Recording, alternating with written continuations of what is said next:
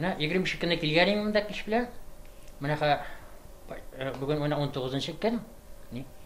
Процедура нормально узды. Менә бүген кайтырга җигәм мин Аллага шөкер. Расил Хафизов өенә кайтасы булгач ышынып йөри. Ниһаять үземне яхшы хис итәм ди. Аңа 56 яшь, Арчадан. 2022 елда аркасына тимер төшеп сызлана башлаган. Үтәрәле дип йөрсә дә, авыртуларга түзә алмый башлагач, табибка күренүдән башка чарасы калмый. Миелома, ягъни сөяк җилегендә яман шеш диагнозы куйганнар. РКБ табиблары аңа үзенең кәүсә күзәнәкләрен күчереп утыртырга тәкъдим итә. 29 декабрь көнне бу эшне башкарып чыгалар. Үземне врач Абдулла, предлагаете трансплантация ясакмыйсыңмы ди.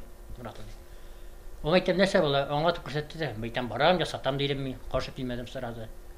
Мәйтәм бу икенче дөньяга. Өмет итә. Алла бирсә. Нормально булыр. Һаман теге авыртып бергәс килми. Түбән Камадан 50 яшьлек Резида Антиповага да шул ук диагнозны куйганнар. Үзе медицина хезмәткәре булса да, башта бу авыруы турында белмәгән. Суыткыч кына күчергән идем ди. Шуннан аркасы сызлый башлаган. Бик күп табибларга күренгән, дәваланган, әмма файдасы булмады ди. Онкология хастаханәсе табиблары тикшерүеннән соң гына дөрес диагноз куйганнар. РКБда аңа да кәүсә күзәнәкләрен күчереп утыртырга чакыралар. Ул каршы килми. Миңа Самарага башта әйттеләр барарга. Самарда ясыйлар, я Кировта, я Санкт-Петербургта. Көттем, калмадылар анда. Аннары врачлар әйттеләр, монда Казанда ачыла. Киләсезме безгә? Конечно, без Казан инде безнеке инде Татарстан. Монда килдем. Операциягә яттым. Пациентка үзенең кәүсә күзәнәкләрен күчереп утырту 2 этапта башкарыла. Башта аңа җиңелчә химия биреп, үлгән күзәнәкләрен юк итәләр. Соңыннан кеше тернәкләнергә тиеш. Организмы 1 килограмм авырлыкка 5 миллион күзәнәк эшләп чыгарганны көтәләр. Аннары ул сепарат дип аталган махсус җиһаз ярдәмендә аерып алына. Әлеге аппарат узган елның октябрендә кайтарылган. Сөяк миенең күзәнәкләре алына. Ул процесс озак бара.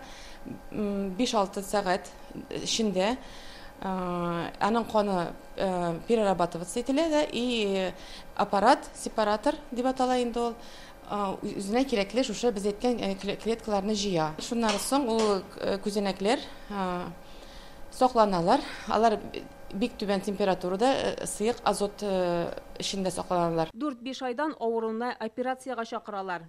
Делается высокодозная уже химиотерапия, которая уничтожает все клетки абсолютно в костном мозге. Бу юлы химиотерапияны күбрәк мигдарда бирәбез. Бу сөяк җилегендәге барлык күзәнәкләр дә үлеп бетсен өчен кирәк. Икенче көнне алар урынына үзенең катырылганын җибетеп салабыз. Шулай итеп организмын тулысынча яңартабыз. Бу онкологиядан дәвалауның бер усулы. Плохие клетки, раковые клетки. Табиблар әлеге диагноз олырак кешеләрдә ачыклана ди. Аларны дәвалаганда барлык хроник авыруларын исәпкә алып эш итәләр. Кайберләре химиотерапиясын күтәрә алмаска мөмкин. Кеше күзәнәкләрен күчереп утыртырга ярамый. Организмның аларны кабул итмәве бар. Шуңа үзләренекен салалар. Операция вакытында барлык белгеч табиблары катнаша. Кешенең хроник авырулары кузгалганда тиешле ярдәм күрсәтү өчен кирәк. Шуңа аутотрансплантация РКБда үткәрелә дә инде. Пациентлар 3 атнадан соң өйләренә кайтарыла. 3 айдан соң тикшерүне үтәргә килергә тиешләр.